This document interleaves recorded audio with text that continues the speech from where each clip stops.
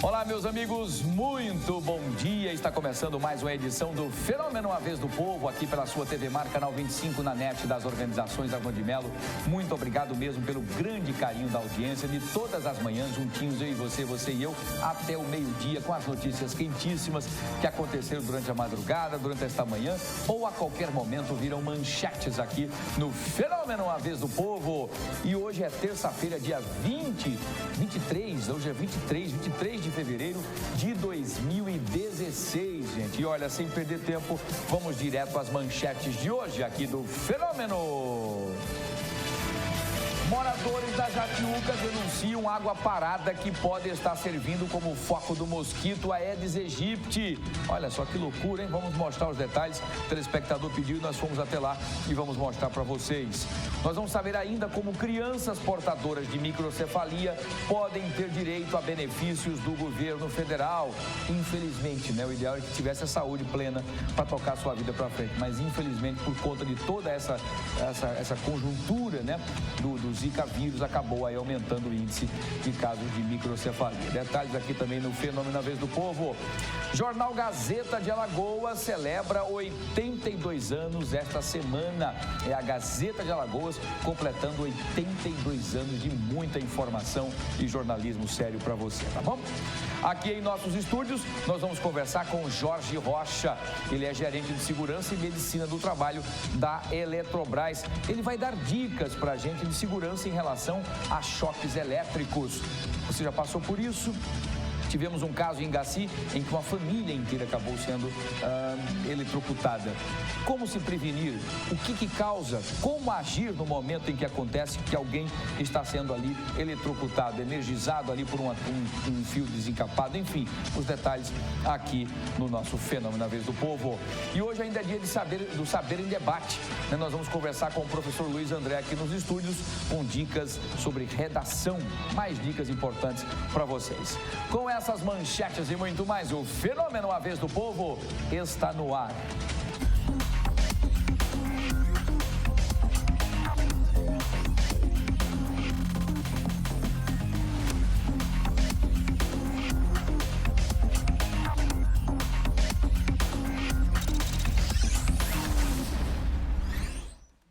O Fenômeno está de volta. Exatamente, muito obrigado a você, mais uma edição do Fenômeno A Vez do Povo, aqui pela sua TV Mar, canal 25 na NET das organizações Arnon de Melo. Muito obrigado mesmo ao carinho de todos vocês, em qualquer lugar que vocês estejam, muito obrigado por sempre nos deixar entrar em sua casa todas as manhãs.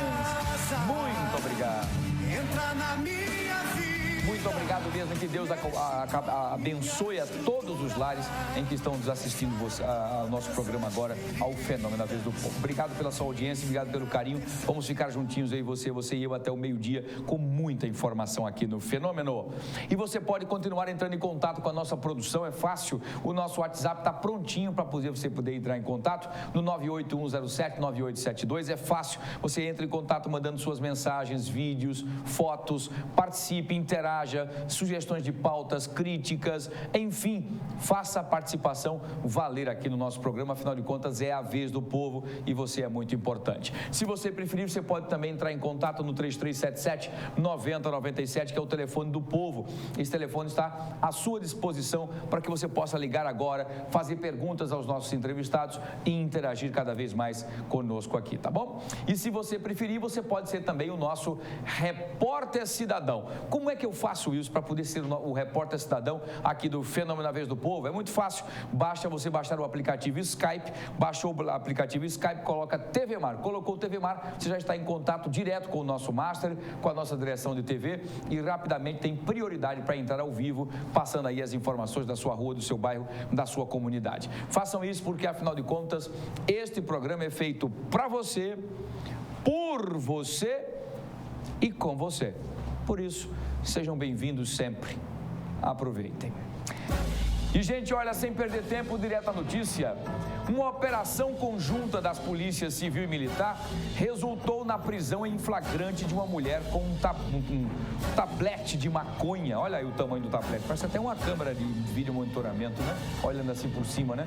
Mas é um tablete de maconha prensada e pesava cerca de 1,10 kg, não é? A prisão ocorreu no povoado Barra Nova e a suspeita foi identificada como Tassiane Oliveira. Ela que é a que estava de posse dessa droga. De acordo com informações da Polícia Civil, a operação visa a redução dos índices de criminalidade na região.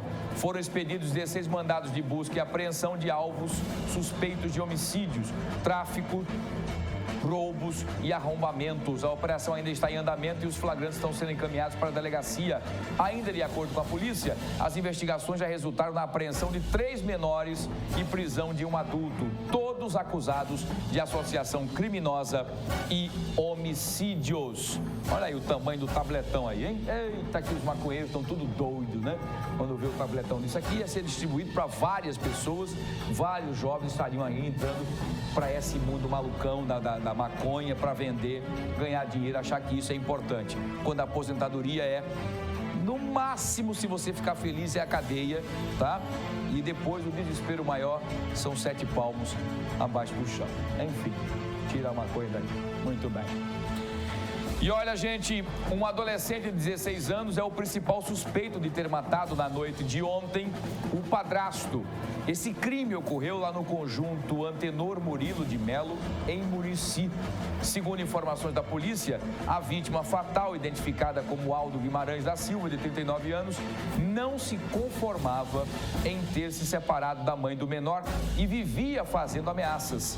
No momento do crime, Aldo foi à casa da ex e teria feito novamente ameaças. O adolescente, então, teria entrado em luta corporal com ele e acabou efetuando o disparo que matou o padrasto. Após o crime, o adolescente acabou fugindo do local.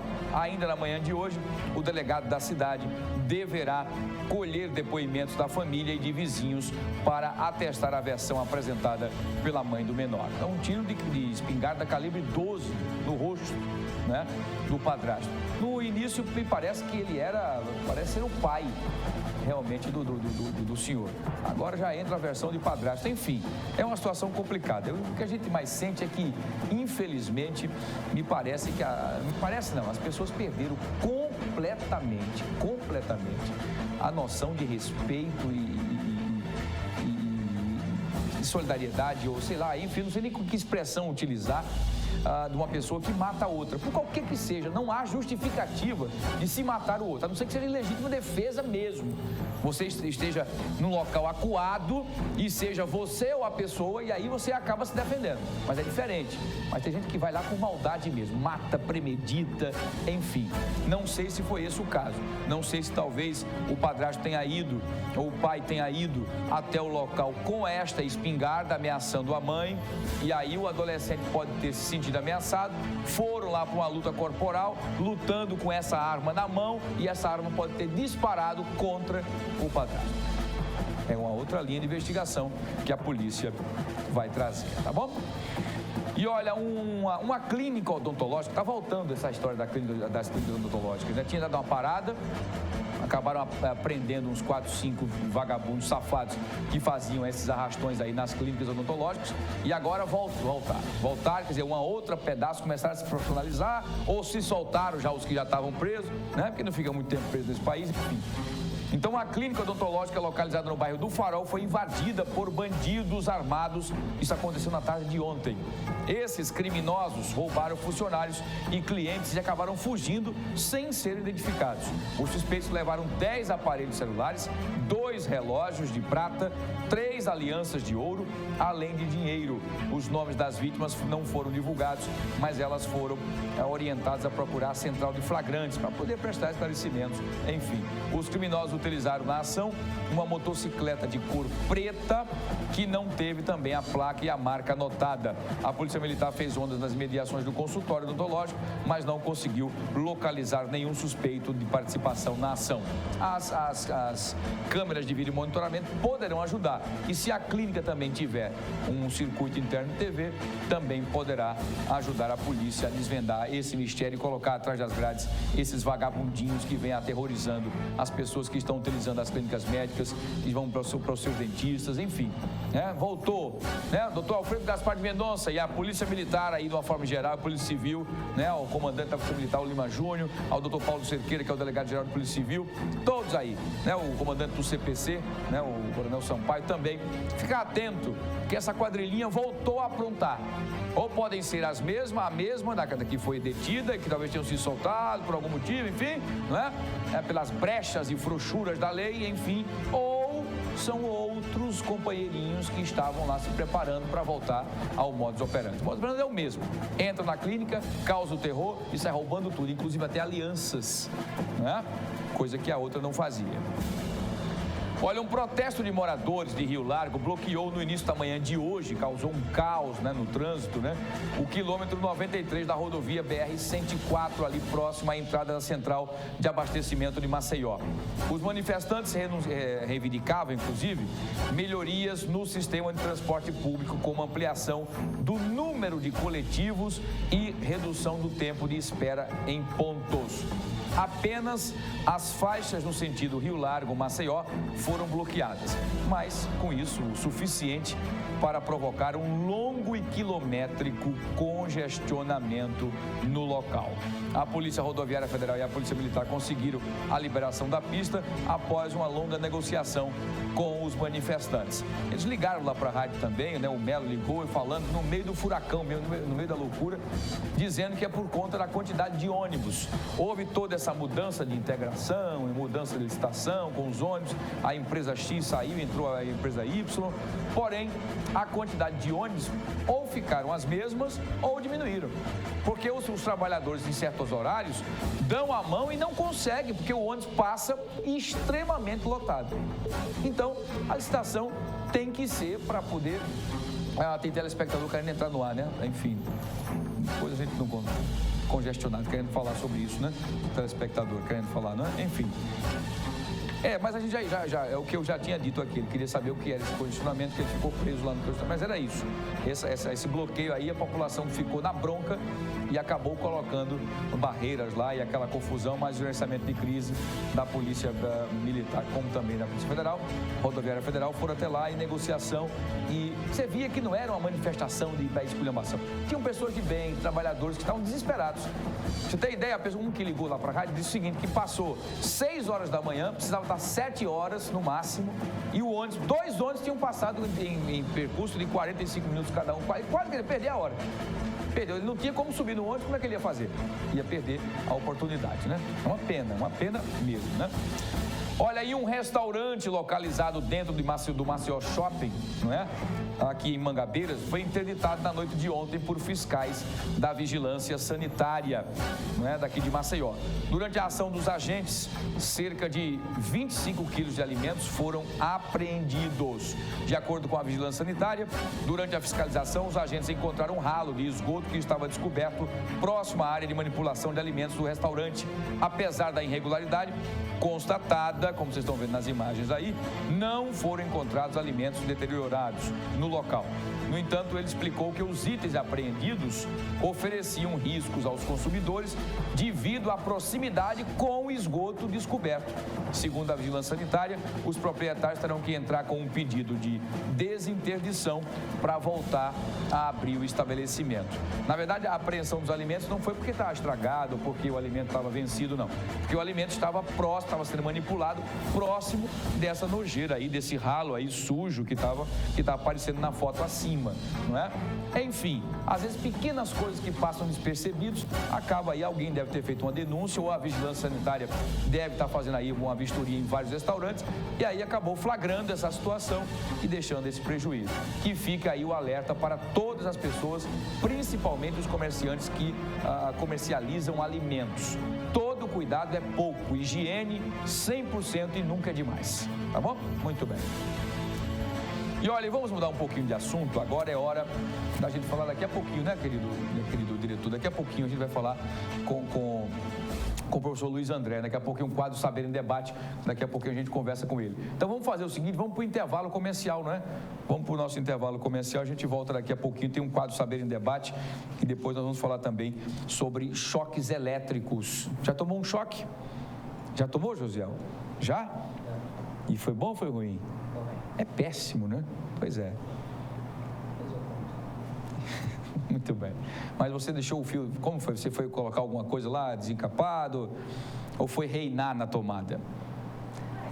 Reinar na tomada. Tá mexendo em casa, futucando ali. Não, dá uma de eletricista sem saber, né? Não, aqui eu conheço, aqui é rapidinho, eu pego esse fio aqui, boto aqui, o choque, né? Vamos saber todos os detalhes também logo após o intervalo. Vamos para o intervalo comercial, a gente volta já, não sai daí, tem muita coisa ainda aqui no Fenômeno, a Vez do Povo. Eu volto já.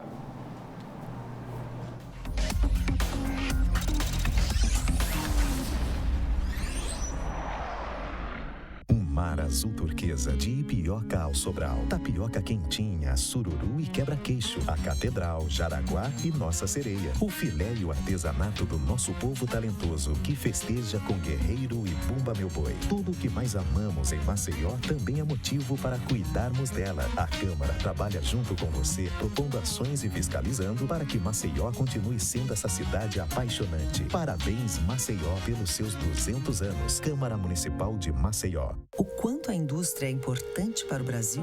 Sem a indústria da moda, a gente não teria se encantado com elas. Sem a indústria automobilística, não teríamos tantos ídolos. Sem a indústria médica, muitas vidas não teriam sido salvas. A indústria química é a base de todas essas indústrias. A Braskem tem orgulho de ajudar a produzir um país tão forte quanto o seu povo. Braskem, estratégica para o Brasil, inovadora para o mundo. Tem coisa na vida que a gente nunca esquece.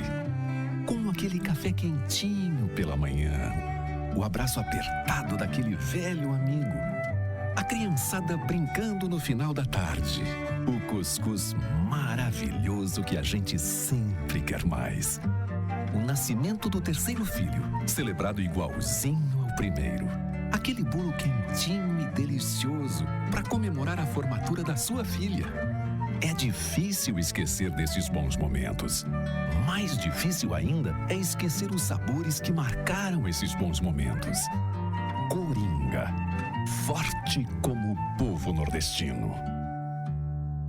A Prefeitura está iluminando a vida de milhares de maceioenses. Diversas luminárias receberam manutenção ou foram instaladas por toda a cidade, inclusive em comunidades que há tempos sofriam com o medo das ruas escuras, como o Conjunto Salvador Lira.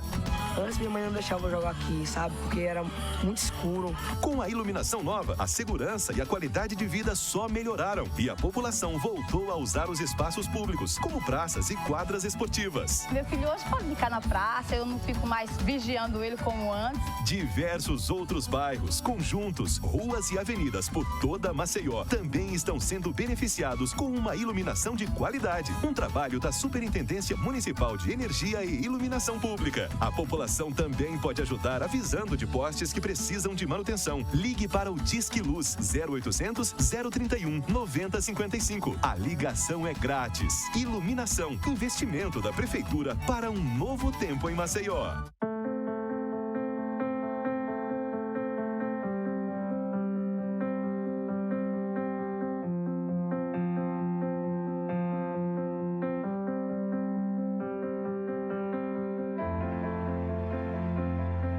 Acreditar nos leva mais longe. Esse ano, a Santa Casa reafirmou o nível 3 de acreditação com excelência. E continuamos a acreditar que podemos ser melhores. Dr. Arthur Gomes Neto, diretor técnico médico CRMAL 2503 RQE 1874. Fazer o bem é oferecer um novo App Vida a você todos os dias. Por isso, a nossa rede de atendimento não para de crescer.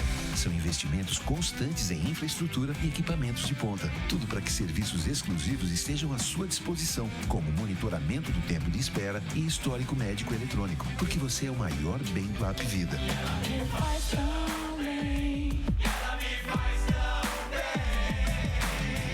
App Vida faz bem para você.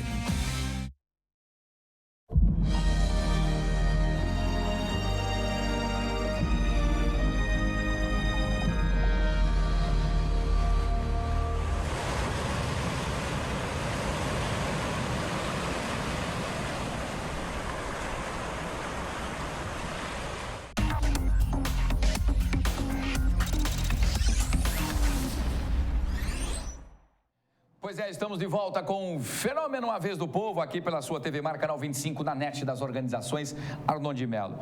E, gente, olha, um comerciante do bairro da Jatiuca entrou em contato aqui com a nossa produção do programa para denunciar mais um caso de água parada. É a preocupação com a proliferação desse mosquitinho terrível que é o Aedes aegypti, não é? Muito bem. Daqui a pouquinho o Fernando Palmeira tem informações sobre tudo isso. Quero agradecer, inclusive, aos telespectadores que sempre trazem as informações para a gente aqui. Por isso que é muito importante que vocês sempre entrem em contato com a nossa produção no 981079872 para trazer todos os detalhes de dicas e situações que vocês estão vivendo aí no seu bairro, na sua comunidade. Presta atenção, porque esse comerciante entrou em contato com a nossa produção para denunciar uma água parada. Quer dizer, ele está buscando soluções para se proteger e proteger a toda a comunidade daquela região contra o mosquito Aedes aegypti, o vírus Zika, chikungunya, dengue e outras coisas mais, não é? Fernando Palmeira foi até lá e traz as informações. Acompanhe. Rua Hamilton Sobrinho com a Rua Soldado Santos, Eduardo Santos. Aqui é Jatiuca, área comercial, e aqui a reclamação já há muito tempo. Fizeram uma obra de infraestrutura, esgotamento sanitário, mas obstruíram as galerias de águas pluviais. A chuva chega e a água e a lama estão aqui, infernizando os comerciantes. Estou ao lado do Alberto Costa, que é comerciante no local, e ele nos fala dessa situação. Olha, isso aqui, desde que passou essa obra, eles asfaltaram a rua mais baixo do que a rua de fato era. Aí ficou uma depressão aqui que junta a água. Todas as galerias, você vê que de ontem para cá não choveu, e veja a situação das galerias fluviais como estão. A água fica correndo assim. Tem ali o Bar do Milton, que é um barzinho que é tradicional, muito bem frequentado. Fica aí à mercê da poeira, porque o município já quebrou aqui, disse que vão fazer a desobstrução, não fazem, e deixaram isso aqui de presente pra gente. Roberto, agora, quando chove a situação ainda se complica, né? Não, quando chove aqui a rua enche mesmo, fica com uma lagoa aqui. E aqui é uma área bem movimentada, veículos demais transitando, cruzando aqui essas duas avenidas, essas duas ruas, a Rua Hamilton Sobrinho, Soltinho, né? E a Rua Soldado Eduardo Santos. A gente chama a atenção da Prefeitura Municipal de Maceió, a infraestrutura, para vir dar uma olhada e refazer o que realmente está obstruído, desobstruir isso aqui, para que não haja essa situação periclitante. A situação é inviável para quem quer comercializar por aqui, quem vem como cliente não tem a mínima condição de adentrar, principalmente quando chove, aí a situação é complicada, não? É complicado, e isso já vem de alguns anos e vem piorando, porque esse mês agora vai chegar o carnê do IPTU, aqui o pessoal diz que isso é área nobre. Já viu a área nobre assim? A área de qualquer forma é nobre, é a área litorânea de Maceió, Jatiuca, mas é uma área onde tem residência, tem comércio, tem movimentação de veículos e ninguém pode conviver com esse tipo de coisa. Inclusive, tem épocas aqui que empoça água demais e o pessoal está dizendo que estão fazendo campanha para recolher uma garrafinha que ficou com água no terreno. E aqui? Vem a questão até do mosquito. Mosquito antigamente dizia que ele queria água limpa. Tem água limpa por aqui, parada, mas também o mosquito já está proliferando em águas sujas. Isso, e outro tipo de doença, né? Que pode vir aqui. Leptospirose. Isso, uma criança passa, pisa nessa água. Acúmulo de água suja é problema para a saúde. Problema para a saúde, Ok, Beto. A gente está aqui em nome da comunidade, dos comerciantes, são muitos, a maioria pedindo clemência à Prefeitura Municipal de Maceió para que venha refazer essa obra. Depois que foi feita a infraestrutura de esgotamento sanitário, a coisa se complicou ainda mais. Quer dizer alguma coisa, Beto? Mais alguma coisa. Ali tem uma movelaria, se o senhor for lá e se informar com o pessoal da movelaria, ficou aquela outra depressão ali. Choveu 5 minutos, enche d'água. A porta lá da movelaria tá uma... até uma madeira ali, que é para os carros não passarem por ali, para não jogar água lá dentro. É uma poça grande ali. A gente que está fazendo sol nesse momento, mas quando chove, essa é a problemática, se agrava ainda mais aqui. Isso aqui é com sol, com chuva é pior. Com chuva é pior. E a gente vem atendendo ao chamado dos nossos telespectadores, dos moradores, dos comerciantes aqui na Jatiuca, que venha a Casal, que venha a Prefeitura, quem de direito, para resolver definitivamente essa situação que é periclitante. Aqui da Jatiuca, com as imagens do Flávio Santos, Fernando Palmeira, para a TV Maracanã 25, da organização Arnon de Melo, na NET. Muito obrigado, Fernando Palmeira. Eu conheço esse local aí. Deixa eu explicar o que está acontecendo. Na verdade, a responsabilidade aí é de quem perfurou esse local. Foi feito aí o esgotamento sanitário, que está fazendo aqui na parte da Jatiuca, importantíssimo, né?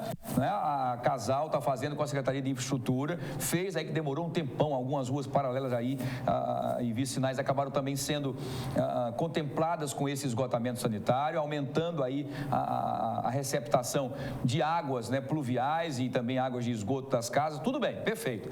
Aí, há uma lei municipal que diz que quem quebra o pavimento tem que depois repor.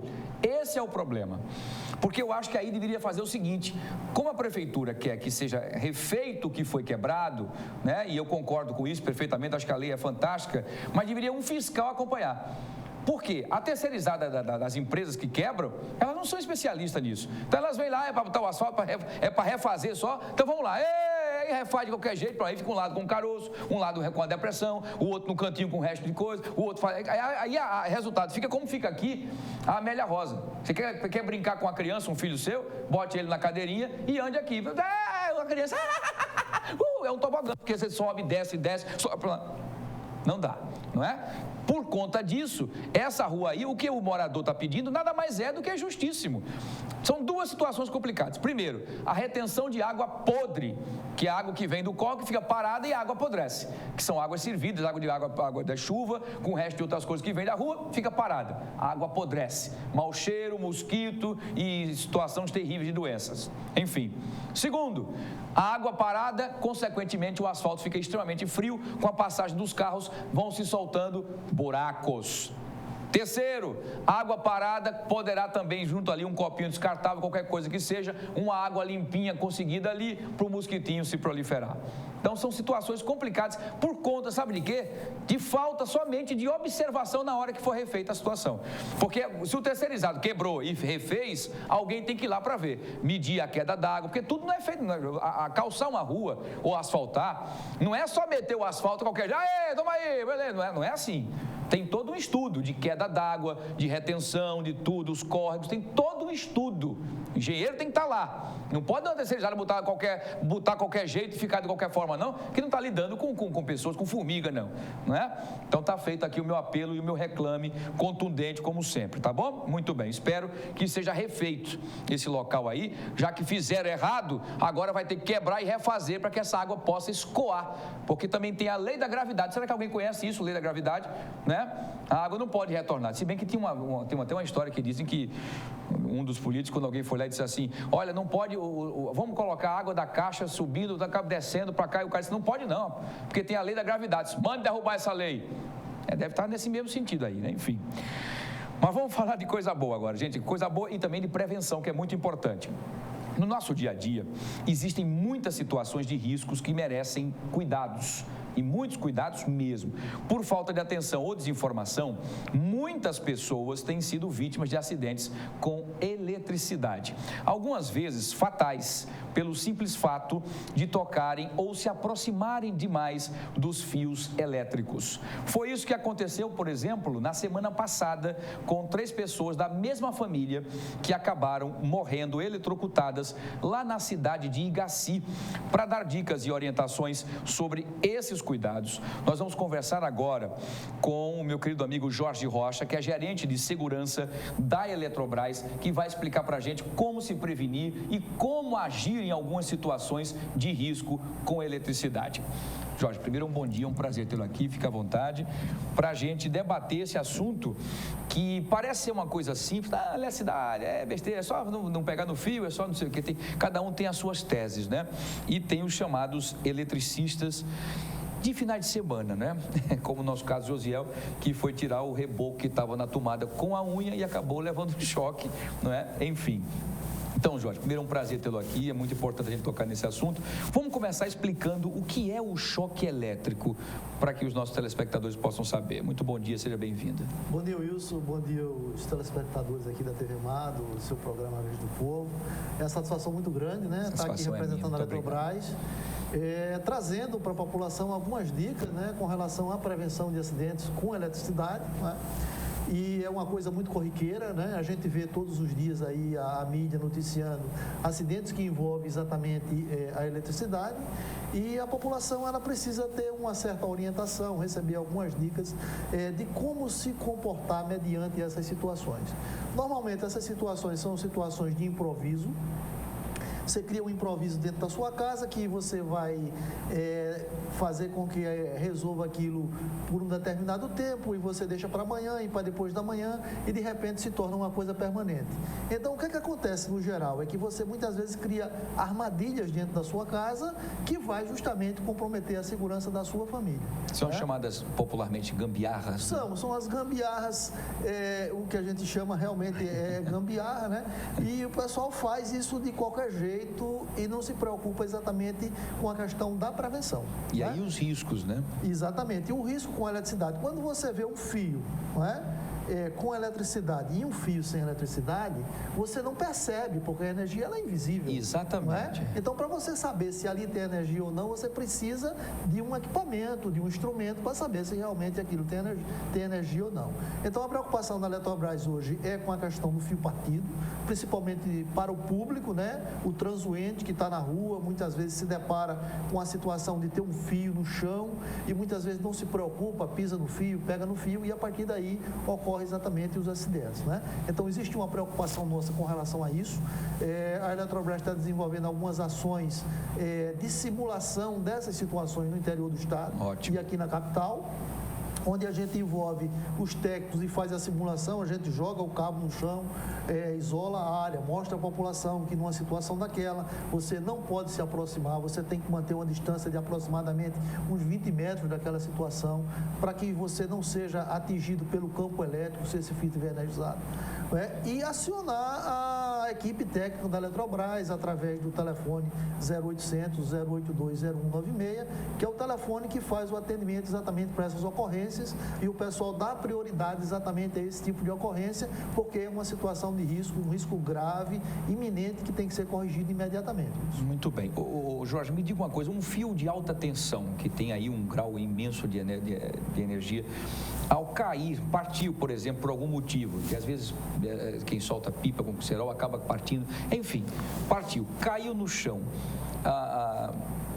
o cimento é bom condutor, poderá energizar?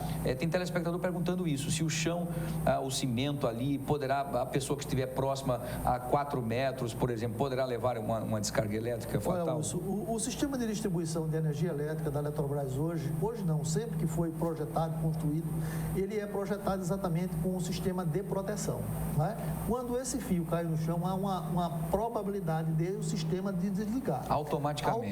O que é que acontece? O asfalto, a gente sabe que ele é um elemento que tem uma certa resistência, ou seja, oferece algum tipo de isolamento, né? É diferente de você estar numa estrada de barro que tenha uma certa umidade, que você tem uma boa condutibilidade. Que é a água, né? Então, existem fatores aí que são muito, vamos dizer assim, são preponderantes para essas situações. Por exemplo, você tem uma rede projetada para ventos de 40 km por hora. Aí você tem ventos de 60 a 80 km por hora, você compromete. Não é? Então, nesse momento, você tem uma árvore que está próxima a uma rede, no balanço dessa árvore pode também derrubar o fio. Então, você tem N fatores que levam exatamente a esse tipo de ocorrência. Tá? Então, existe uma preocupação hoje da gente orientar a população para que ela se mantenha afastado e longe dessas situações de cabo partido ou de fio elétrico. Muito bem. No caso dessa tragédia que aconteceu lá em Igaci, né, que acabou a mãe indo até o quintal no momento em que a chuva começava a apertar, e ela deve ter ido tirar roupas, eu acho, do varal ou coisa assim, e ela tocou num fio desencapado ou qualquer que seja a situação. E ao receber a descarga elétrica forte, o marido, percebendo que ela estaria naquela situação, e no momento, né, desesperador, comum, ele foi na tentativa de salvá-la, né, e acabou também sendo eletrocutado. E logo em seguida, a filhinha dele, de 5, 6 anos, que viu os pais se debatendo e sem entender o que era, foi em encontro dos pais e acabou também eletrocutado. Os 3 acabaram morrendo. O que aconteceu realmente com essa família em Igaci? Olha, pelo que o pude observar na reportagem, o arame, né, o varal, né, ele foi preso numa extremidade num fio elétrico, ou seja, no fio da casa, e a outra extremidade num poste de madeira, numa coluna de madeira, uma estaca de madeira. Então, o que acontece? Esse arame, junto com o isolamento do fio elétrico, ele começou a roçar. Para passar, o cara botava roupa, tirava roupa, botava roupa, tirava roupa. Até que esse isolamento do fio elétrico, ele veio a romper. Quando rompeu, ele energizou. Se a outra extremidade do arame tivesse numa poste de cimento ou qualquer coisa que fosse condutor, talvez tivesse havido um curto-circuito, devia desarmar o sistema e retirava o período. Salvaria, entendi. Mas como o arame ele ficou energizado, né, ele se tornou um condutor elétrico. E ficou contido, porque o poste de madeira não é bom condutor. O poste de madeira é isolante. Na hora que ela colocou a roupa, a roupa está molhada, ela também devia estar um pouco úmida, não sei se ela estava descalço ou não, mas isso provocou exatamente um curto-circuito, a descarga, levando ela ao chão. Né? O marido, naturalmente despreparado, quando chegou que viu a situação, foi em cima. Na verdade, ele deveria ter ido para o disjuntor da casa e desligar o disjuntor para evitar exatamente que houvesse um aumento ou o crescimento da ocorrência. Né? Então, se você se depara com a situação de uma pessoa que está em contato com a corrente elétrica, a primeira providência é você tirar a corrente elétrica. E a tirada da corrente elétrica é desligando alguma chave, desligando um pau, um cabo de vassoura, para que você possa tirar o fio de junto da pessoa, ou você tem que afastar a pessoa do contato elétrico. Mas sem ter contato com ela, sem ter contato com ela. Esse afastamento é exatamente através de um material isolante, ou você desligar a chave geral, que é o mais seguro. Né? É você ir lá no seu disjuntor, desligou a chave, tirou a corrente elétrica e você faz aí justamente o socorro da vítima do acidente. É uma cena terrível, né? Uma cena lamentável. Eu vinha comentando há pouco ali no carro que muitas vezes a pessoa se apavora mediante a situação, ou seja, não tem preparo para isso. Claro. Né? E mediante a situação a pessoa fica desesperada e instintivamente aí você ir para cima, né? Tenta qualquer coisa, né? Porque vê a pessoa agonizando ali e tal. Então, qual é a nossa orientação? É que as pessoas não criem esse tipo de armadilha dentro da sua casa, né? Para justamente...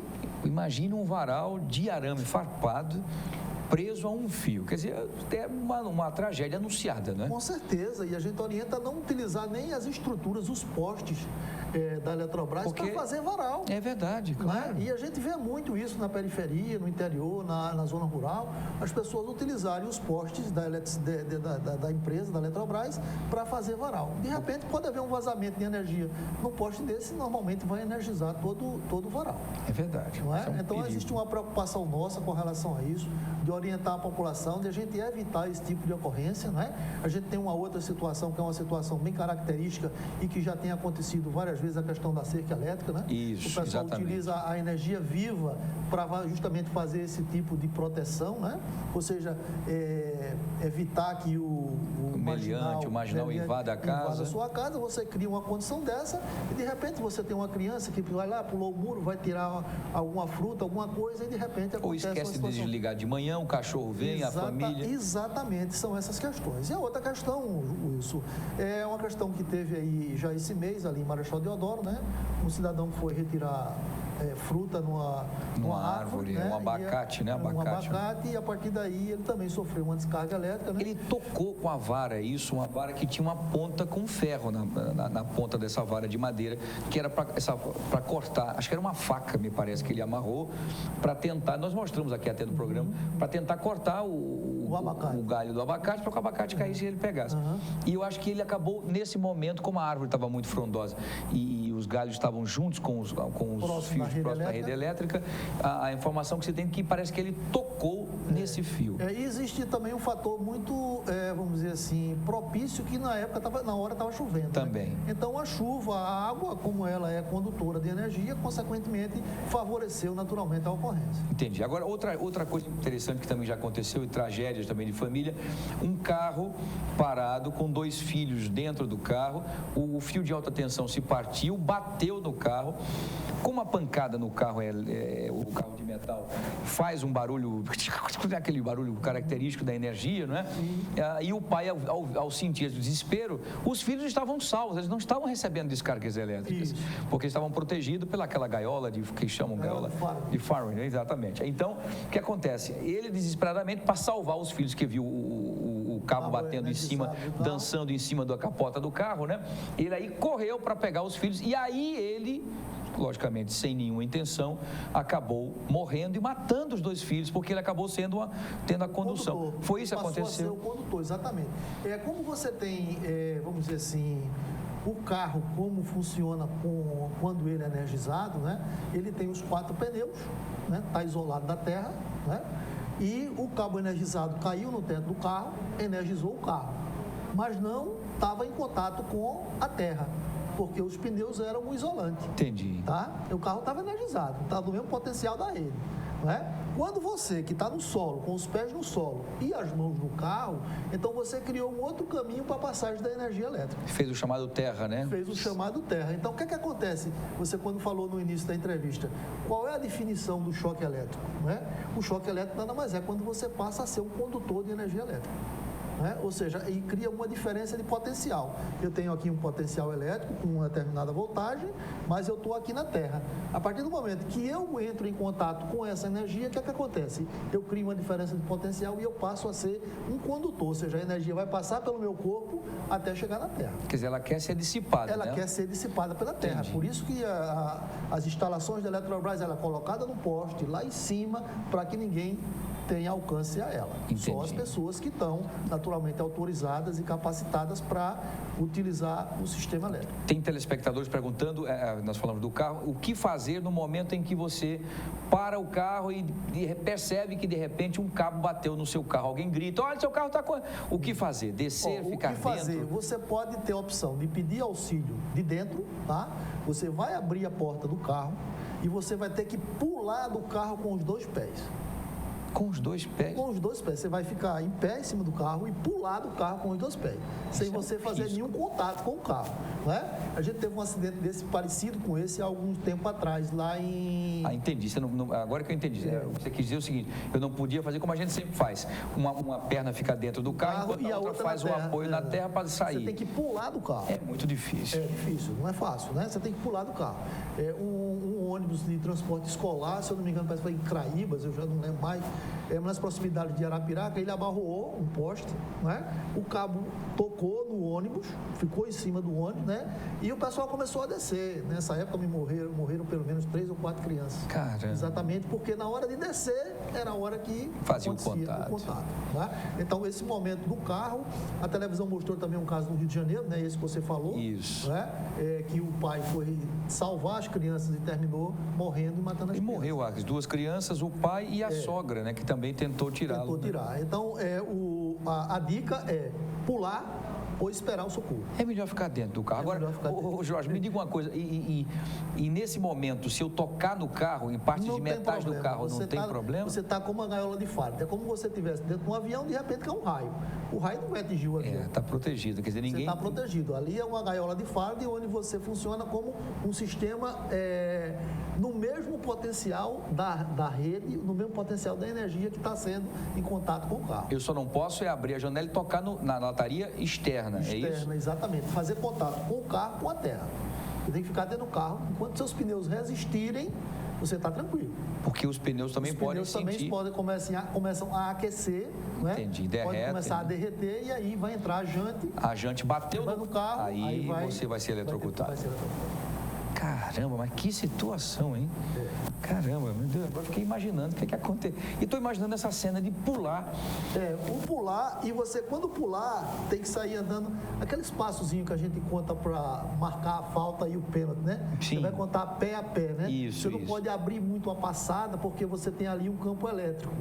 E se você criar uma passada dentro desse campo elétrico, você pode sofrer também uma descarga por tensão de passo. Como é que é isso? Na tensão de passo, você cria um potencial em um pé, um potencial no outro pé. Então, cria-se uma diferença de potencial dentro do campo elétrico. Então, o ideal seria, então, por exemplo, desci do carro, que eu conseguisse pular, por exemplo, assim? Assim, não é pulando, é arrastando. Ah, entendi. Arrastando, não levantando o pé, mantendo o pé no chão. Se eu levantar o pé, eu recebo. Pode descansar. É melhor ficar dentro do carro mesmo esperando. Mas dá a dica aí também. A dica para poder. Com certeza. Muito bem. Interessantíssimas essas dicas aí de eletricidade. A questão das cercas elétricas, por exemplo. Como é que é? Porque as pessoas não entendem. Que a gente vê lá, cuidado, afaste-se, equipamentos de alta tensão, perigoso, pode matar, danger e tal, enfim. Como é que funciona a cerca elétrica? Porque ela chega a 3.000 volts, parece. Isso. Mas as pessoas que acabam tendo contato com ela não morrem. Por quê? Porque a cerca elétrica ela tem uma central, né? Nessa central ela recebe a energia elétrica e ela transforma a energia elétrica em energia pulsante. Ou seja, você tem a energia elétrica com uma frequência de 60 Hz. Então você pega essa energia, aumenta essa frequência e quando você toca na rede, ela não te segura. Ela repulsa. Ela te repulsa. Então é uma energia repulsante. Então, mas é porque ela está dando os picos. Entendi. Ela não vai mais para 60, não é contínua. Ela vai para 3.000 Hz, 4.000 Hz. Então é um choque forte, um choque forte, dá um coice. Dá um empurrão, um coice violento. Entendi. Agora, muitas pessoas falam, então, e telespectadores perguntando, dizendo que a energia puxa a pessoa. Isso, até onde é verdade, até onde é mito isso? E puxa a pessoa, ou é porque quando você recebe a descarga elétrica, você contrai os músculos e por isso você acaba se fechando com o cabo? É exatamente nesse ponto aí que você está falando. Não existe atração, existe contração. Como existe contração muscular, né, e o corpo se contrai, aí lá no interior o Matheus Teixeira ele engoliu a língua. Mas na verdade, como a língua é um músculo, né, e com a contração muscular ela fica flácida e desce. Entendi. Quando ela desce, ela obstrói a passagem do ar. Entendi. Então ela provoca a asfixia do acidentado. Tá? Então o primeiro passo para o socorro do acidentado, após o choque elétrico, desligou a energia, é justamente abrir as vias aéreas para fazer com que a pessoa volte a respirar, porque ela pode até ser salva do choque elétrico, mas pode morrer asfixiada com a própria língua, né? Entendi. Então, num socorro, o que fazer? O senhor já disse, desligar imediatamente primeiro o que está causando a energia elétrica. E depois, alguns falam, estão perguntando se a vítima fica energizada. Não. Depois que você tirar a vítima do contato elétrico, depois que você retirar o contato elétrico, você pode fazer todo tipo de atendimento, tá? Porque o maior problema da vítima no choque elétrico, principalmente se ele estiver em altura, é a queda. Às vezes a queda mata mais que o choque. É verdade, Não é? Mas se a vítima está no solo, não é? Procurar abrir as vias aéreas se ela não estiver respirando, não é? Se não tiver o coração batendo, também procurar fazer uma massagem cardíaca. Né?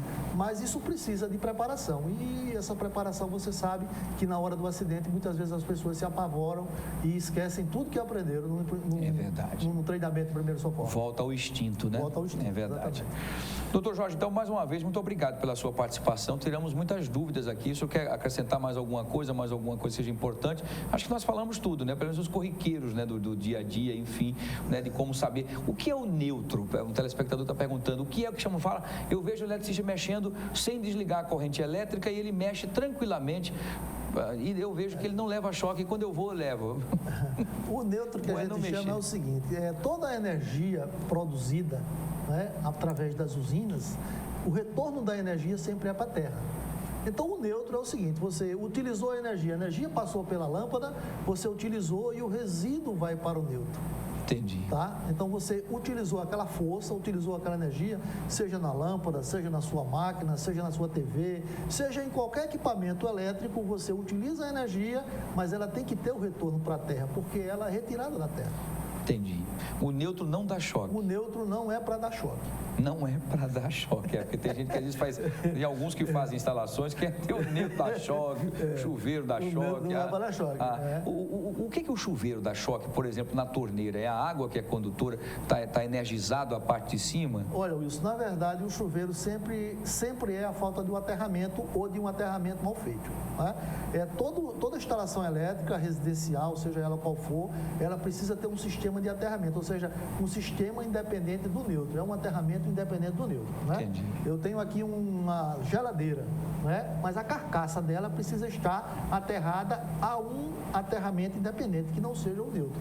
Porque se houver um vazamento elétrico na geladeira, no motor da geladeira, no relé da geladeira, que passar para a carcaça da geladeira, isso vai ser dissipado pelo aterramento. A pessoa não vai levar um choque. Entendi. A mesma coisa acontece com o chuveiro, né? Tem muita gente que bate um prego na parede, pega um pedaço de fio, amarra lá no chuveiro e faz um aterramento. Na verdade, isso não é aterramento. É pior ainda, isso é uma enganação. Quer dizer, isso não é um aterramento, isso né? não é um aterramento. Muita gente faz isso mesmo, né? Exatamente. Pega aquele fiozinho, não, isso aqui é só para colocar dentro da parede, quer ir para a terra. Em qualquer lugar que tiver, tá bom, né? Esses eletricistas não são fáceis, né? Muito bem. Os que se dizem, né? Bom, Jorge Rocha, gerente de segurança da Eletrobras, mais uma vez, muito obrigado. Você é muito simpático, muito inteligente. Gostei da sua entrevista, viu? Recebo o carinho dos nossos telespectadores. Muito felizes com, com as suas informações. A gente fica muito feliz. Em nome da Eletrobras aqui, eu quero agradecer o espaço que você está cedendo para nós, a gente trazer isso aqui e se colocar à disposição, seja através do nosso telefone, né?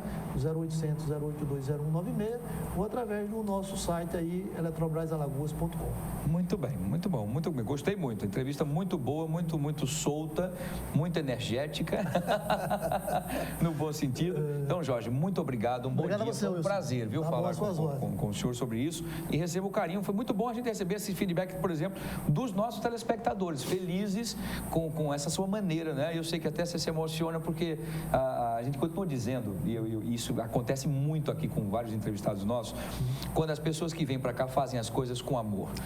E a gente percebe que você ama o que faz e por isso que você flui isso com muita alegria, com muita satisfação, dando aí uma explicação muito fácil do telespectador entender. É por isso que eles acabam aplaudindo e eu fico feliz, eu também aplaudo, tá bom? Obrigado. Parabéns, viu? Deus te abençoe, sucesso sempre. Obrigado. E sempre que precisar, o espaço está à sua disposição também, viu? Obrigado. Meu querido Jorge Rocha, gerente de segurança da Eletrobras. Muito boa entrevista. Nós vamos para um rápido intervalo comercial. Obrigado a vocês, telespectadores, também pela participação. Claro que eu queria fazer muito mais perguntas, mas não dá. O nosso tempo é curtinho, o dele também está corrido. A gente vai para o intervalo comercial, a gente volta já. Não sai daí.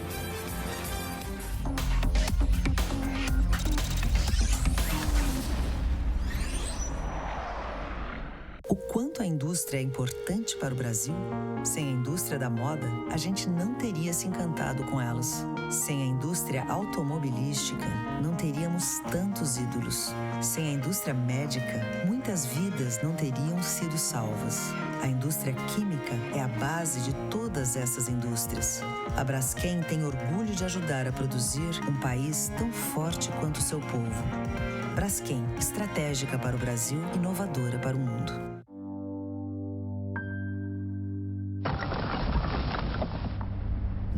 Criança está segura trabalhando. Muitas estão em condições próximas da escravidão. Não ajude a perpetuar o trabalho infantil, criando um ciclo vicioso da pobreza. Essa realidade precisa mudar. Nem a rua, nem o trabalho. Crianças devem brincar e estudar. Tem coisa na vida que a gente nunca esquece. Como aquele café quentinho pela manhã, o abraço apertado daquele velho amigo, a criançada brincando no final da tarde, o cuscuz maravilhoso que a gente sempre quer mais, o nascimento do terceiro filho, celebrado igualzinho ao primeiro, aquele bolo quentinho e delicioso para comemorar a formatura da sua filha.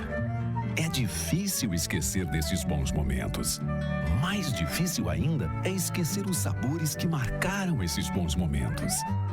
Coringa, forte como o povo nordestino.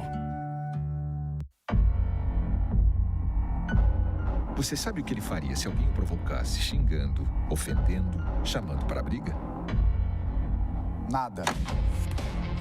Minha vida vale mais do que qualquer briga ou discussão. No Brasil, centenas de pessoas são mortas por motivos fúteis. Conte até 10. A raiva passa, a vida fica. Paz. Essa é a atitude. Uma campanha do Conselho Nacional do Ministério Público e ENASP. A Prefeitura está iluminando a vida de milhares de maceioenses. Diversas luminárias receberam manutenção ou foram instaladas por toda a cidade, inclusive em comunidades que há tempos sofriam com medo das ruas escuras, como o Conjunto Salvador Lira. Antes minha mãe não deixava eu jogar aqui, sabe? Porque era muito escuro. Com a iluminação nova, a segurança e a qualidade de vida só melhoraram e a população voltou a usar os espaços públicos, como praças e quadras esportivas. Meu filho hoje pode ficar na praça, eu não fico mais vigiando ele como antes. Diversos outros bairros, conjuntos, ruas e avenidas por toda Maceió também estão sendo beneficiados com uma iluminação de qualidade. Um trabalho da Superintendência Municipal de Energia e Iluminação Pública. A população também pode ajudar avisando de postes que precisam de manutenção. Ligue para o Disque Luz 0800 031 9055. A ligação é grátis. Iluminação, investimento da Prefeitura para um novo tempo em Maceió. Fazer o bem é oferecer um novo App Vida a você todos os dias. Por isso, a nossa rede de atendimento não para de crescer. São investimentos constantes em infraestrutura e equipamentos de ponta. Tudo para que serviços exclusivos estejam à sua disposição, como monitoramento do tempo de espera e histórico médico eletrônico. Porque você é o maior bem do App Vida.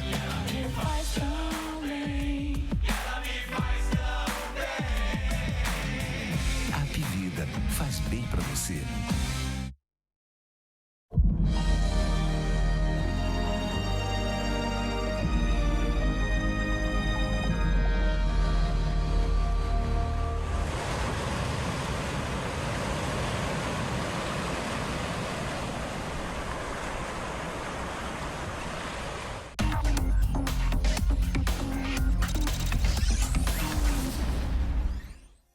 Estamos de volta com o Fenômeno Uma Vez do Povo, aqui pela sua TV Mar, canal 25 da NET das organizações Armando de Melo.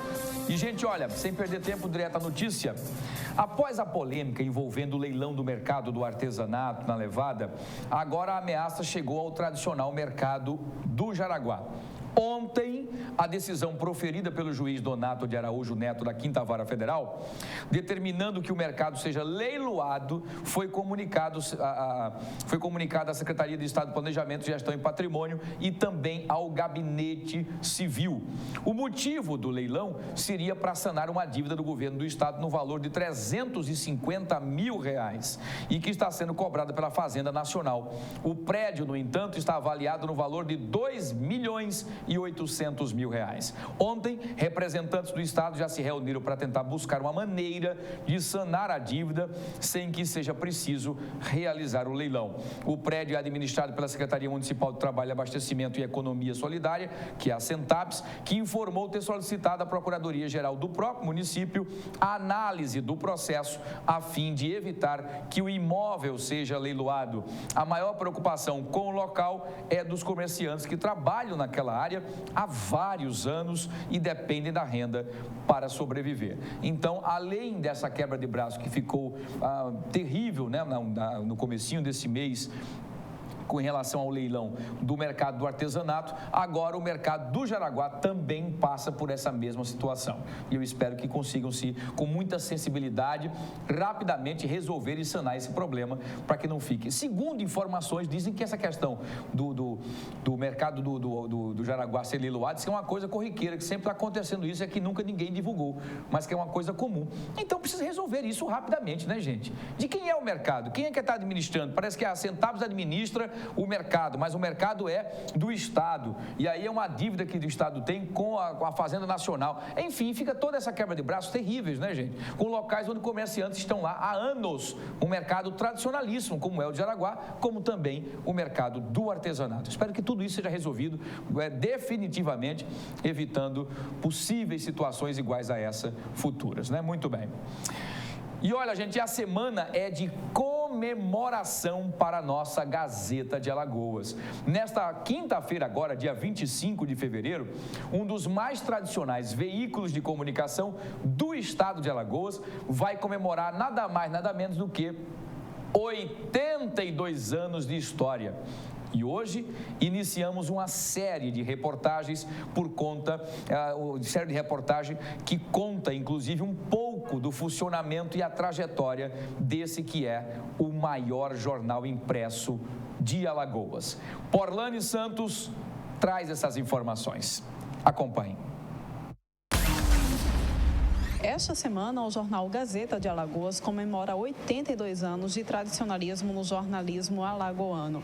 Há 82 anos, o sonho do jornalista Arnon de Mello se concretiza a cada ano e já faz parte da história de Alagoas. Hoje, o Diário é um dos veículos de comunicação mais importantes do Nordeste e está em constante transformação. Sobre esse marco tão importante para o jornalismo alagoano, nós vamos conversar com o editor-geral aqui da Gazeta de Alagoas, Claudemir Araújo. Claudemir, nos fala sobre a evolução desse jornal.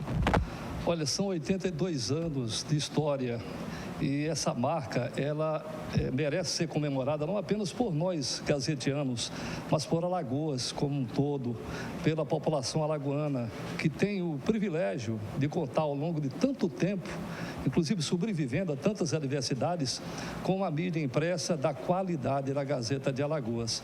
A Gazeta que teve como seu grande empreendedor o saudoso senador Arnon de Mello, e ele sempre colocou este veículo na linha de frente, sempre priorizando a modernidade, sempre buscando o que tinha de novo para que a Gazeta pudesse melhor servir aos seus leitores ao longo desses 82 anos. É uma história de linotipo, uma história de redação informatizada, até com resistência dos próprios integrantes na época, porque a gente tem uma certa resistência à modernidade. Depois da informatização, tudo mudou para melhor na mídia, de uma forma geral, e não poderia ser diferente com o impresso. A Gazeta evoluiu, a Gazeta sempre esteve na linha de frente em relação à tecnologia, conseguiu adquirir impressoras de grande capacidade de tiragem de jornais, não apenas no número, mas também na qualidade, a introdução da policromia. Primeira vez que a Gazeta colocou cor, diferente do preto e branco em suas páginas, foi trazendo um promocional de um jogo CSA-CRB no estádio Repelé, e aí numa capa com a foto da escalação do CSA, com as roupas azuis, porque a gente aproveitava exatamente que ainda não era policromia, era apenas uma cor diferente, usava o azul. Mas depois veio a policromia, o senador Arnon de Mello, depois os seus filhos investiram e até hoje tem investido cada vez mais em tecnologia para que a Gazeta de Alagoas esteja sempre na linha de frente, esteja sempre na liderança da mídia impressa aqui em Alagoas. E quais são os desafios que vocês precisam vencer todos os dias justamente para vencer essas tecnologias e manter o tradicionalismo do jornal Gazeta de Alagoas está sempre fazendo história mesmo da vida dos alagoanos, na mesa dos alagoanos todas as manhãs? Como todos os jornais impressos, não apenas do Brasil, mas do mundo inteiro, há hoje uma dificuldade de sobrevivência, mercê a presença de outras mídias, principalmente a internet. A internet se expandiu, é ágil, a internet é factual, é mais presente, a internet tem o seu estilo, mas o jornalismo, esse impresso, nunca vai acabar. Porque é uma diferença muito grande nos dois trabalhos. O trabalho da internet é um trabalho mais rápido, mais imediato. O jornalismo, ele tem a vantagem, por seu turno, de poder trabalhar melhor aquela matéria que a internet coloca rapidamente e que muitas vezes não pode nem ir atrás, nem buscar novas informações, porque já tem outras informações surgindo.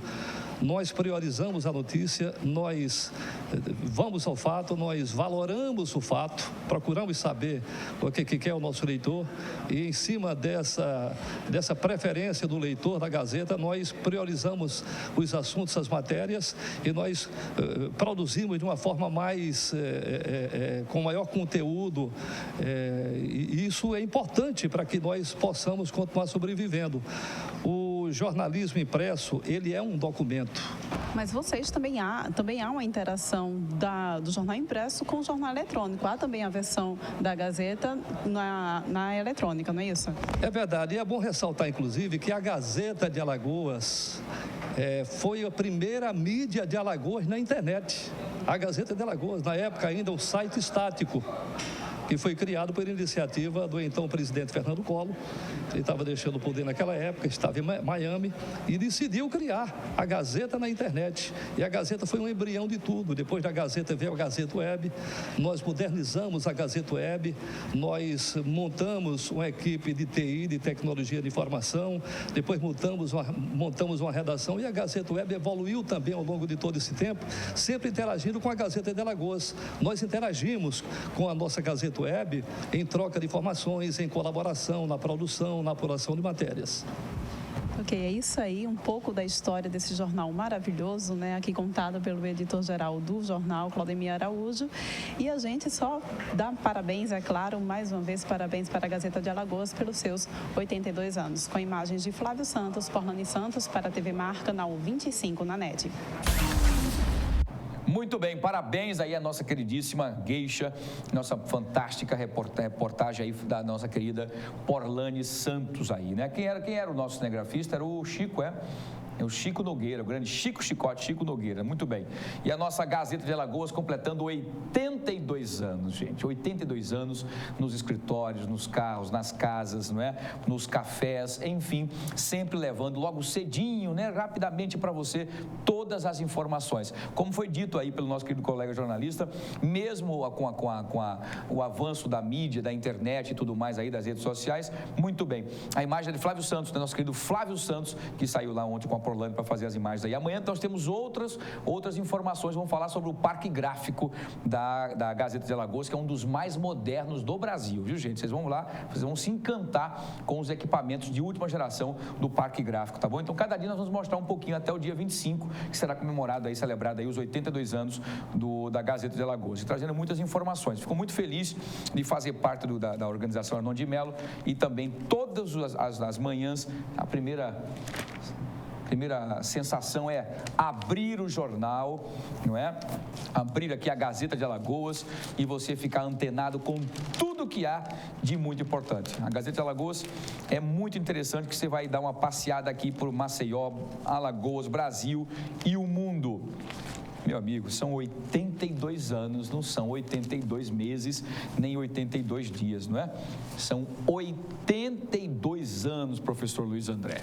Então não é fácil. Sei que você já leu, mas eu vou te dar para que você leia a Gazeta de Alagoas. Sei que você é antenado já lá rapidamente de manhã, eu já vi que você tem uma foto sua ali na rede social, você já lendo ela, inclusive, mas eu vou deixar essa aqui enquanto você vem daqui a pouquinho falar sobre o Saber em Debate. Então, por favor, professor Luiz André, já leia aí a nossa Gazeta de Alagoas.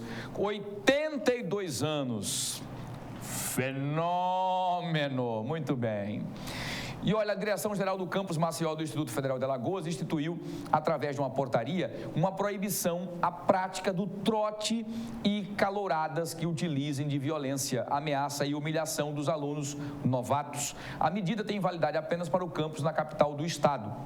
Fernando Palmeira foi até lá para saber as informações e você acompanha comigo aqui agora. Vamos ver. Uma entidade que tem história.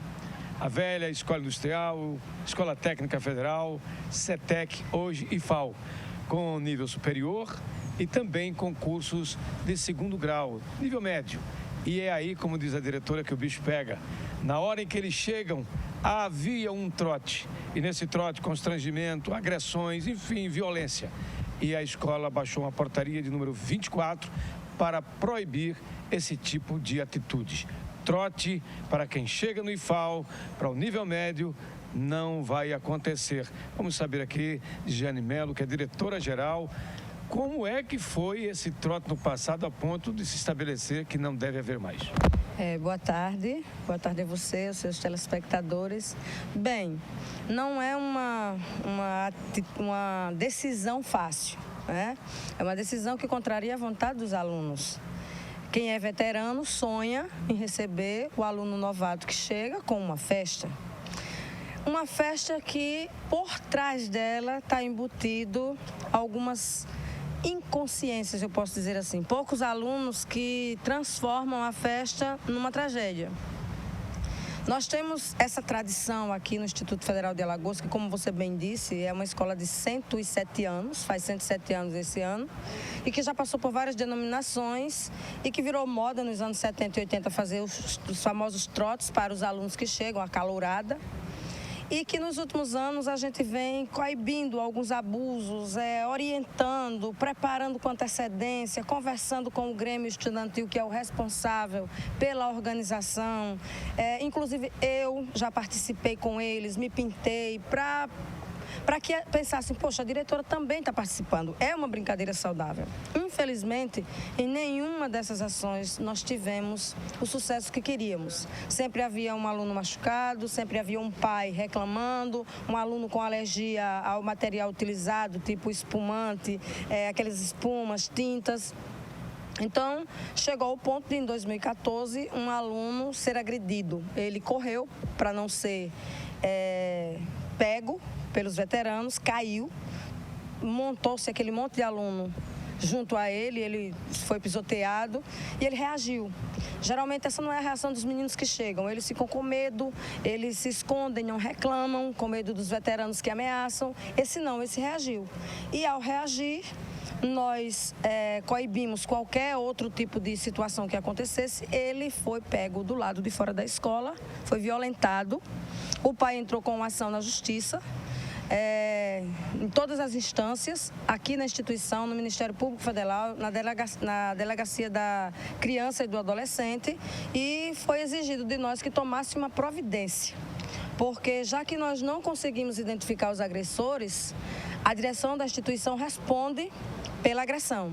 O que é que substituiu a programação do trote para termos uma coisa mais proveitosa, mesmo não fugindo da alegria, da euforia, da recepção? Bom, o Grêmio fez um projeto que nos entregou. Hoje eu conversei com a diretora de formação geral, que é do ensino médio, né? Porque isso não atinge o ensino superior. Eles têm uma forma diferenciada de recepção. Eles fazem um momento de integração acadêmico, né? Os alunos superiores têm uma maturidade mais tranquila. Os trotes e as caloradas são chamados de Semana do Fera. E para o ensino médio a gente não teve outra saída. Então nós conversamos com o Grêmio e é um compromisso nosso fazer a festa de boas-vindas, mas até essa festa acontecer já terá havido essa amizade, esse entrosamento e essa apropriação dos alunos que chegam à instituição se sentindo excluídos, né? Eu estou chegando agora, eu vou ter dificuldade, eu vou sofrer bullying. Então a gente está programando um dia de festividades artístico, cultural e esportiva. Está marcado para de hoje a 15 a gente organizar esse evento, mas sempre com aquela vigilância de que aqueles que se exaltarem vão receber a portaria de transferência. A gente precisa educar e, às vezes, educar também é ser duro. Educar também é receber o nome de megera. Eu não estou recebendo esse nome, mas tenho certeza que passa pela cabeça deles. Essa diretora é uma megera, mas não sou. Eu sou como uma mãe que acolhe, mas que também toma decisões sérias na hora de tomar decisão séria. Toda entidade educacional tem que primar por educação. E educação é uma palavra de ordem, aqui também no IFAL. Essa calorada que chega, principalmente adolescentes, vem com todo o gás e, acima de tudo, sem a mínima consciência do que se trata de um acesso a uma entidade pública de ensino público de alto nível. É bom agradecer a todos que colaboram para se manter o IFAL à disposição da comunidade. Essa comunidade que precisa muito de tecnologia, de ensino profissional e, acima de tudo, educacional. E a educação começa dizendo não a esse tipo de atitude de violência, principalmente no momento de festa, de chegada a um ambiente da educação. Aqui do IFAL, com as imagens do Flávio Santos, Fernando Palmeira para a TV Maracanã 25 da organização Arnon de Melo, na NET. Muito bem, meu querido Fernando Palmeira, muito obrigado. Então aí as informações precisíssimas, né? Evitando-se aí tragédias e exageros, né? Tudo que é exagerado e fanatismo demais, enfim, acaba atrapalhando. Mas vamos mudar um pouquinho de assunto, porque agora é hora do quadro Saber em Debate com o professor Luiz André. E o tema de hoje, a ideia dos impostos como fatores de igualdade social.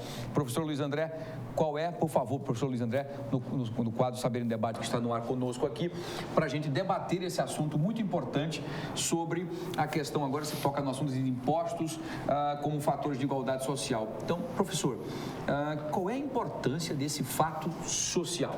Bom dia, seja bem-vindo. Muito bom dia a todas as pessoas que estão agora nos vendo. Antes de nós falarmos a respeito do tema, deixe-me também prestar a minha homenagem ao Jornal Gazeta, né? Ao longo da nossa idade, sem precisar falar efetivamente quantas mudanças, né, gráficas nós percebemos no jornal e como é importante, né, você ter a ideia do jornal, principalmente para um estado como esse, né, onde o índice de analfabetismo é tão grande, tá?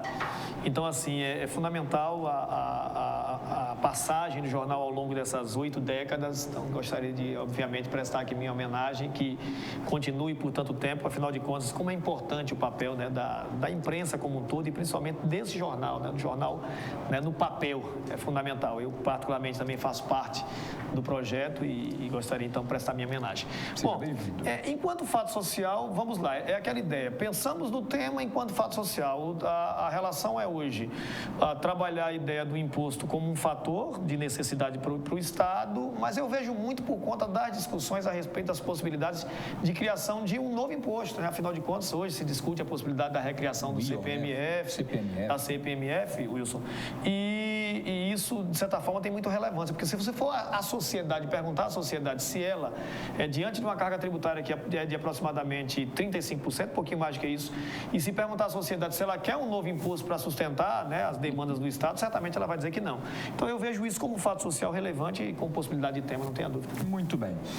E se o imposto é uma obrigação, e o nome já diz, é imposição, imposto, né, a todos imposto aí, então, na minha cabeça, poderíamos, por exemplo, começar a redação com a noção do Estado na história. Professor, que época de Estado, então, poderia aparecer nesse texto? Que excelente pergunta, Wilson.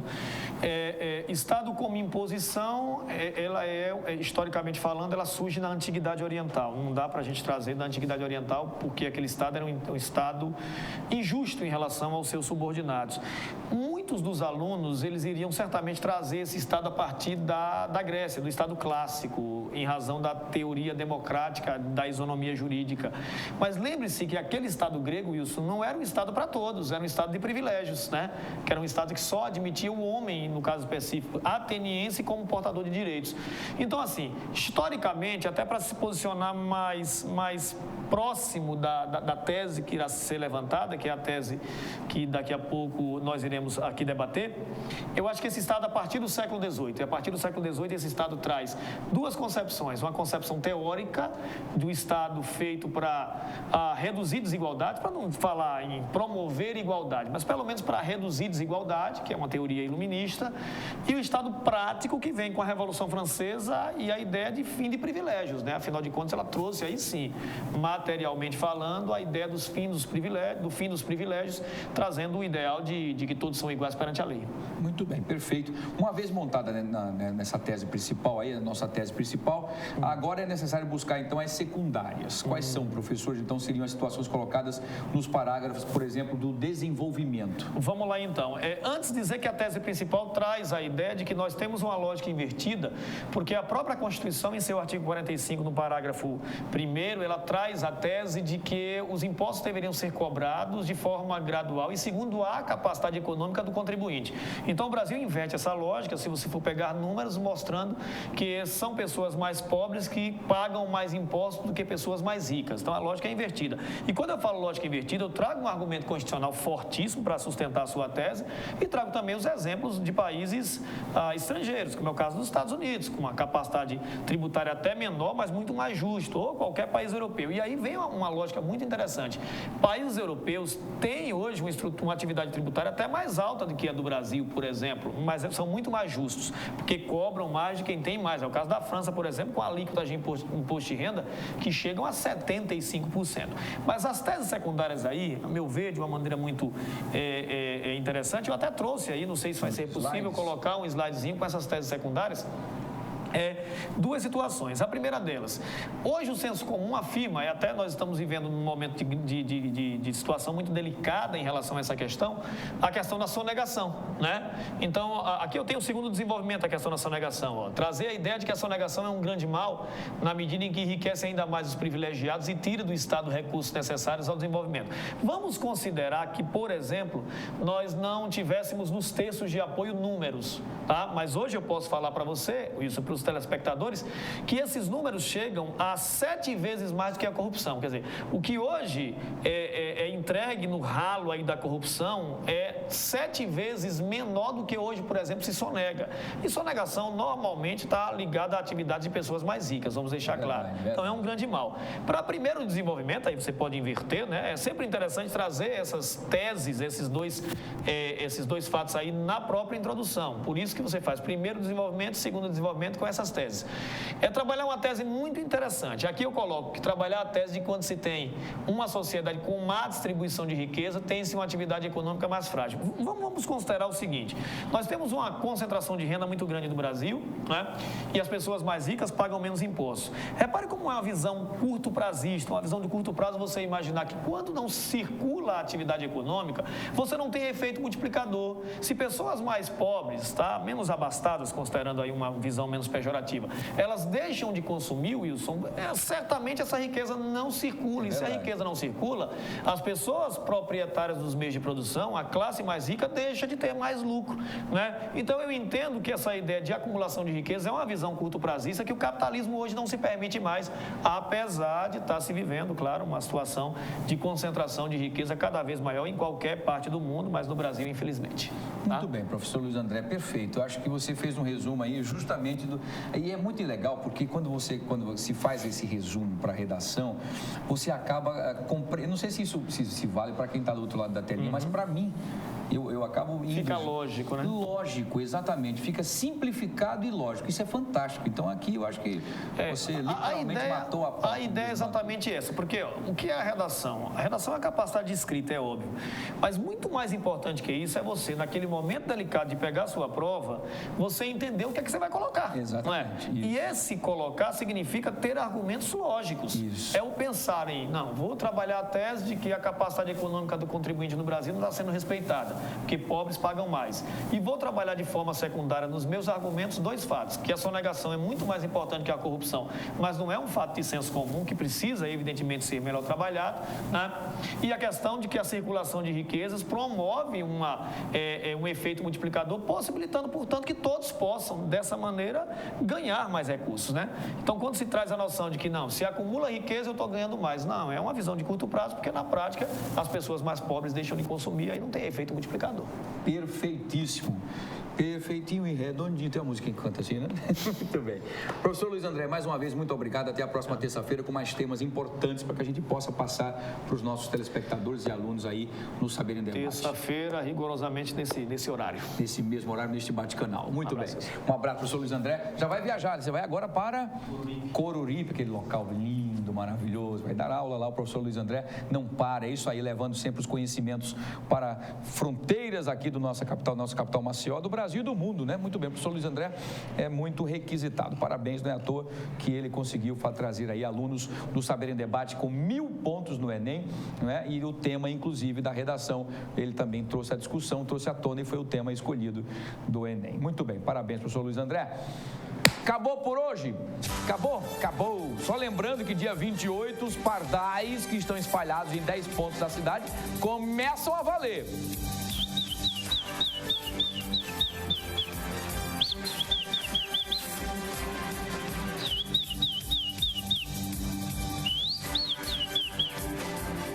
Passou o sinal vermelho, passou faixa de pedestre, passou da velocidade, multa. Então, para quem está andando certinho, vai tomar um susto algumas vezes, pode estar bem uma vez ou outra, mas enfim, vai andar na linha, pode ficar tranquilo. Nós vamos ter um trânsito muito mais disciplinado e civilizado por conta da multa. Olha o que eu estou dizendo. Obrigado a todos pelo carinho da sua audiência. A gente volta a se encontrar amanhã, 7 horas da manhã, lá no Gazeta Amanhã. Eu e você e eu até as 9 da manhã. 10h30 aqui com a Vez do Povo, aqui na TV Mar, canal 25 da NET, das organizações Arnon de Mello. Obrigado pelo carinho da audiência. Já sabe, se tiver muitos amigos, eu faço parte deles. Mas se um dia tiver apenas um amigo, podem ter certeza que esse amigo sou eu. Fiquem todos com Deus, uma excelente tarde e a gente volta a se encontrar amanhã, se Deus quiser. Beijo grande. Tchau, tchau.